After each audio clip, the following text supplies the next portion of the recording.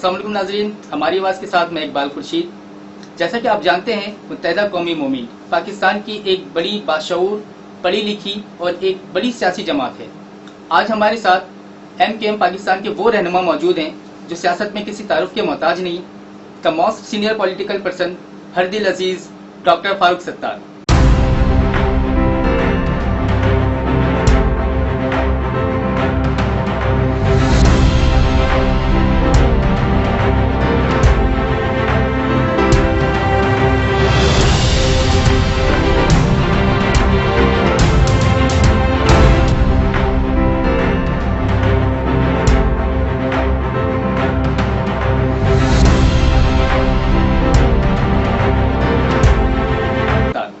السلام علیکم جی وعلیکم السلام اور خوش آمدید۔ آپ میرے گھر تشریف لائے ہماری آواز کے پلیٹ فارم سے۔ جی ڈاکٹر صاحب، سب سے پہلے تو آپ کو APMSO کا 42واں یوم تاسیس بہت بہت مبارک ہو۔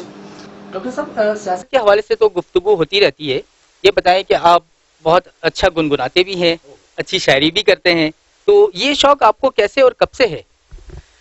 دیکھیں، میرے خیال میں جسے کہتے ہیں نا کہ لطیف احساسات اور انسان کی حساسیت ہوتی ہے اور جمالیاتی حس ہوتی ہے، تو اللہ کا شکر ہے جو ایستھیٹک سینس ہے وہ مجھے ایسا ماحول، تربیت، تعلیم شروع سے ملی کہ اور موسیقی تو دیکھیں روح کی غذا ہے اور اس کو زندگی سے آدمی باہر نہیں نکال سکتا۔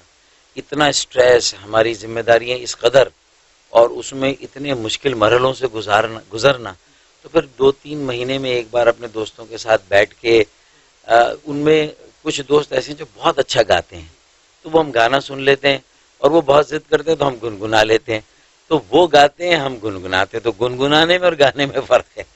تو گنگناتا تو میرے خیال میں ہر شخص ہے جو موویز دیکھتا ہے، جو پلیز دیکھتا ہے، جو میں سنتا ہے، غزلیں سنتا ہے، تو اور جس کو موسیقی کا شوق ہے، جس کو شاعری کا شوق ہے، غزلیں سننا، شاعری سننا، نغمے سننا، تو میرے خیال میں وہ کہیں نہ کہیں گنگناتا ضرور ہوگا۔ 28 سال کی عمر میں میئر بننے کا اعزاز آپ کو حاصل ہے، تو اس وقت آپ کے سیاسی خیالات، سیاسی جذبات کیسے تھے؟ قطعی غیر سیاسی تھے۔ سیاست کی کخ خبر نہیں تھی کہ سیاست کس چڑیا کا نام ہے، لیکن اور میرے تو جدی پشتی میں کسی نے سیاست نہیں کی۔ میں میمن فیملی سے ہوں، مہاجروں میں، مہاجروں کی جو ایک سب ذیلی کمیونٹی، میمن کمیونٹی، انڈیا سے ہجرت کر کے آئے تھے، گجرات سے، بھاؤنگر سے میرے والدین، تو میرے تو کہیں دور دور تک بھی میرے مطلب یہ کہ جد امجد میں سے کسی نے سیاست نہیں کی تھی۔ لیکن ایک جذبہ تو ہوگا کہ ہم جو ہے وہ مطلب آپ ایک اعلیٰ عہدے پہ فائز ہوئے، میئر بنے، تو ایک سیاسی جذبہ ہوگا، کچھ ہم سے شیئر کریں جو آپ لوگوں کی خدمت کرنا چاہتے تھے سیاست میں آ کر۔ کوئی جذبہ تھا خدمت کرنے کا، ظلم کو ظلم کہنے کا، ناانصافی کو ناانصافی کہنے کا، اور اس زمانے میں ایک کوٹا سسٹم لاگو ہوا تھا جو صرف سندھ میں نافذ ہوا، اور اس کے مطابق سندھ دیہی اور شہری کی تقسیم کی گئی، داخلے ہوں پیشہ ورانہ تعلیمی اداروں میں یا جو ہے سرکاری ملازمتوں میں، تو اس میں شہروں کا کوٹا بہت کم رکھا گیا۔ یہاں اچھے نمبر لینے والے، بہت میرٹ پہ قابل بچوں کو میڈیکل کالج میں، انجینئرنگ یونیورسٹیوں میں، لاء کالج میں داخلے نہیں ملتے تھے، اور جو سندھ کے علاقے اندرونی لاڑکانہ، دادو، ہمارے بھائی ہیں وہاں، وہ ہماری بہنیں بیٹیاں ہیں وہاں جو میرے سندھی بولنے والے، ان سے ہمیں ذاتی کوئی پرخاش نہیں ہے، لیکن یہ ناانصافی تھی کہ وہاں 3rd ڈویژنر تھے ان کو داخلہ مل جاتا تھا اور یہاں 1st ڈویژنر کو داخلہ نہیں ملتا تھا۔ تو ظاہر ہے کہ پھر جب MKM کے بانی جناب الطاف حسین نے اس زمانے میں APMSO بنائی، تو ہم بھی اسی داخلے کے پھیرے میں آئے ہوئے تھے، اور ہمیں 1 سال نہیں ملا، ہم نے 10 پرچے ریپیٹ کیے، تو 1 نمبر سے کراچی میں رہ گئے، اور لیاقت میڈیکل کالج جامشور حیدرآباد میں ملا، اور وہاں جس طرح قوم پرستی کا ایک رجحان دیکھا اور جو سلوک مہاجروں کے ساتھ، مہاجر طلباء طالبہ کے ساتھ دیکھا تھا، تو اس سے یہ اندازہ ہوا کہ بھئی ہم تو کبھی سوچ بھی نہیں سکتے تھے کہ ہم مسلمان اور پاکستانی ہونے کے علاوہ کچھ اور ہیں۔ تو وہاں سے یہ معلوم ہوا کہ نہیں جی، پاکستان کے انتظامی معاملات میں، پاکستان کے مختلف صوبوں اور شہروں میں جو نظم و نسق ہے، جو سرکاری نظم و نسق ہے، اس میں مسلمان ہونا کافی نہیں ہے، پاکستانی ہونا کافی نہیں، بلکہ اس کے علاوہ بھی آپ کی کوئی شناخت ہے.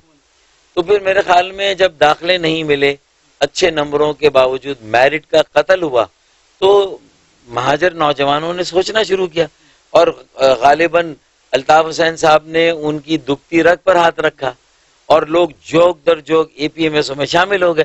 تو یہ تھا، تو ہم بھی آگے، لیکن ہم یہ سمجھتے تھے کہ کالج لائف تک ہے. جب داخلہ مل گیا، لیکن ہمیں احساس تھا کہ ہمیں کتنی مشکل سے داخلہ ملا. مجھے حیدرآباد میں ملا، پھر میں کئی ہزار روپے دے کے ایک اسٹوڈنٹ کو، وہ اندرون سندھ گیا، میں کراچی آیا، اور یہاں پر بھی جو ماحول تھا کوئی بہت اچھا نہیں تھا. پھر سوچا کہ کالج کی حد تک ہے، لیکن جب کالج میں اے پی ایم ایس او میں رہے تو اسی اسنا میں عوامی سطح کی 84 میں ایم کیو ایم بھی بن گئی، مہاجر قومی موومنٹ. اس کی میڈیکل ایڈ کمیٹی کا میں انچارج بن گیا، اور اس کے بعد بلدیاتی الیکشن ہو گئے. جیسے ہی ڈاکٹر بنا، ہاؤس جاب کیا، تو پتہ چلا کہ میئر بنا دیا گیا. تو اس کا مطلب ہے کہ نہ چاہتے ہوئے بھی عوامی اور قومی سیاست پہ آ گئے، اور میئر بن گئے. اتنی بڑی ذمہ داری میرے گلے میں ڈال دی گئی، تو پھر مجھے تو ظاہر ہے کہ اس ذمہ داری کو اٹھانا تھا. پھر پیچھے مڑ کر نہیں دیکھا، اور کتابوں کو کیا بند، نہ پوسٹ گریجویشن کی، نہ کنسلٹنٹ بنے.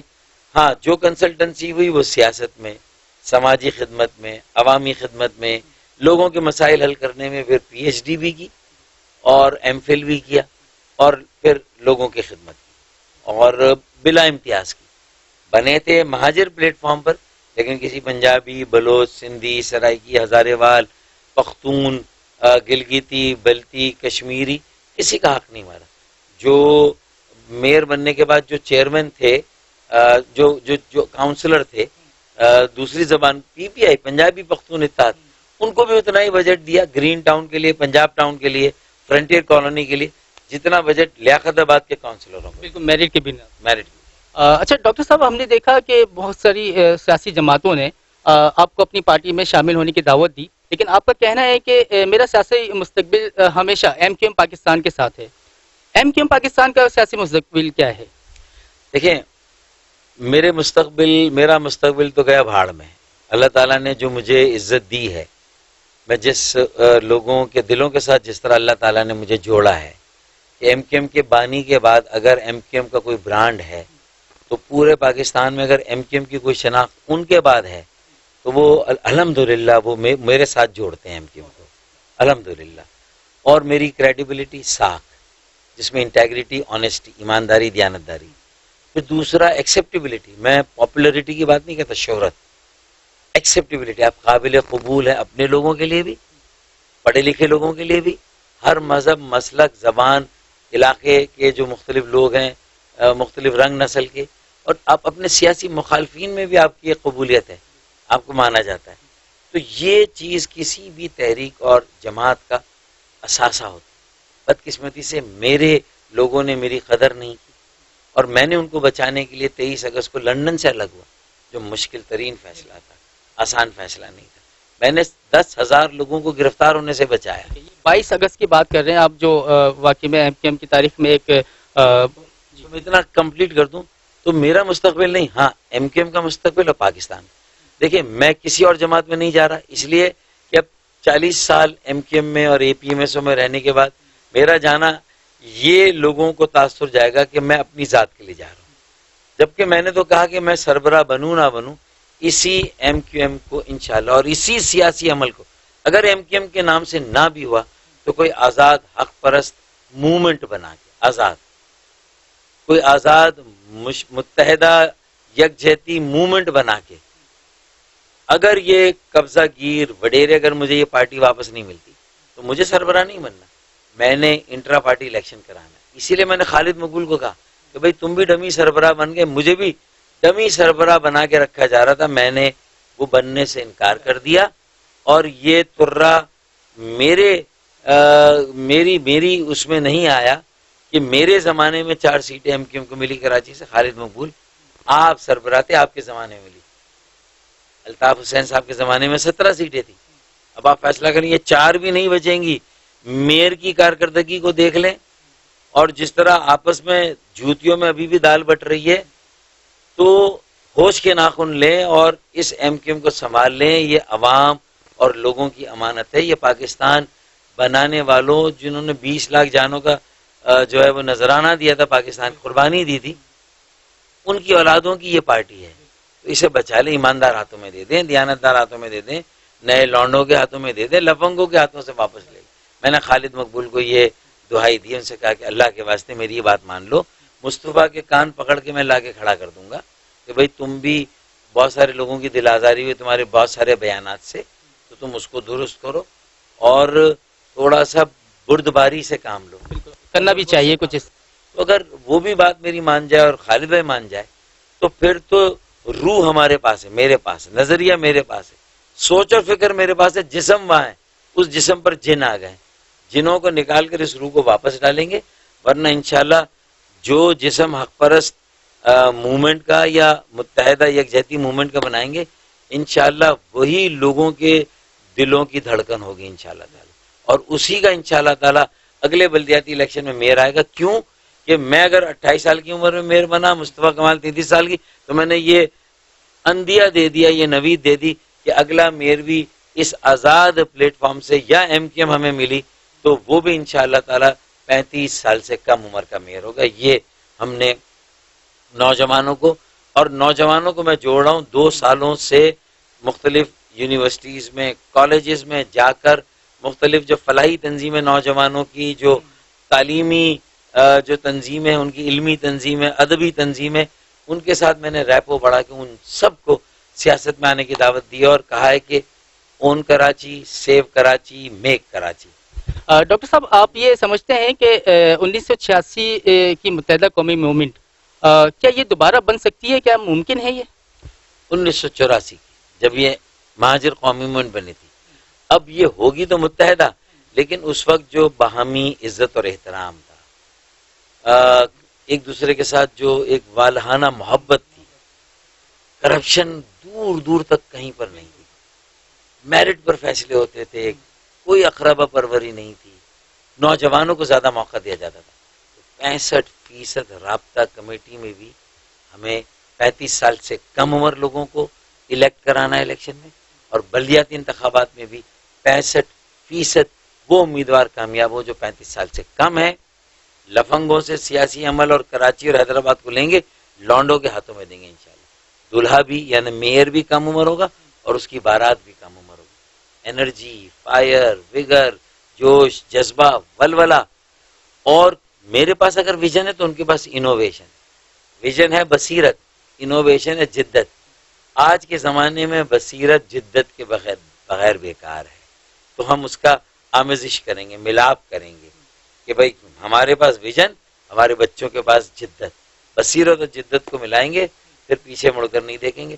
صاف ستھری، سلجھی، پڑھے لکھے لوگوں کی، خاندانی لوگوں کی، جو لوگوں کی بے لوث خدمت کا جذبہ ہو، جو خلوص دل کے ساتھ لوگوں کی خدمت کریں.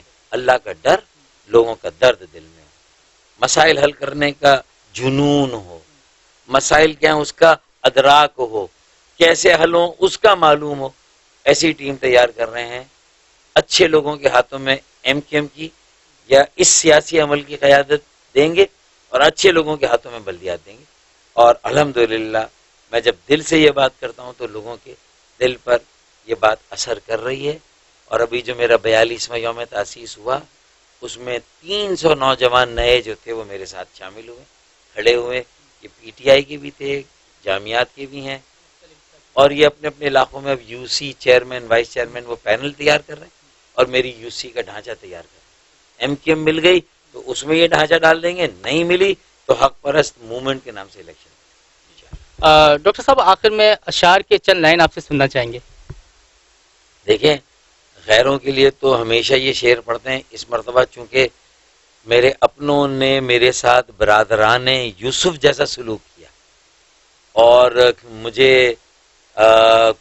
اپنے سے الگ کیا، تو میں یہ شعر غیروں کے لیے بھی پڑھ رہا ہوں اور اپنوں کے لیے بھی پڑھ رہا ہوں کہ وہ کہتے ہیں نا کہ ابھی غنیمت ہے صبر میرا، ابھی لبالب بھرا نہیں. ابھی غنیمت ہے صبر میرا، ابھی لبالب بھرا نہیں، وہ مجھ کو مردہ سمجھ رہا ہے، اسے کہو میں مرا نہیں۔